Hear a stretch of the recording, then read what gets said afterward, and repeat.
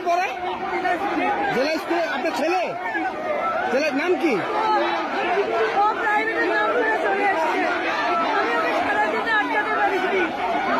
ও বলে এটা আমাদের দেশের লড়াই মা, আমরা তো যুদ্ধ চাই না, আমরা শান্তি চাই। আজ আমার সন্তান আপনারা দেখতে পাচ্ছেন যে এখানে একজন অভিভাবক তার ছেলে কোনো বাধা মানেনি, এখানে আন্দোলন এসেছে, যার কারণে তিনিও বাসায় থাকতে পারেনি, তিনিও আন্দোলনে এসেছেন, বলছেন এটা সবার লড়াই, সবার দাবি, তাই আমিও এসেছি। আপনার নাম? সুবর্ণা চৌধুরী। বাসা কোথায় আপনার? মালিবাড়িতে।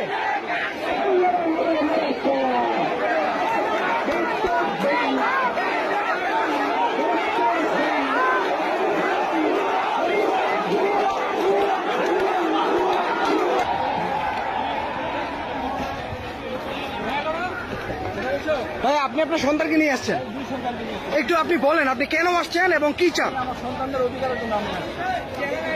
কোনো দর্শন আমি মনে করি না যে বাসায় বসে রাখা উচিত। সবাইকে এখানে মানে আসার জন্য আহ্বান করছি আমি সবাইকে।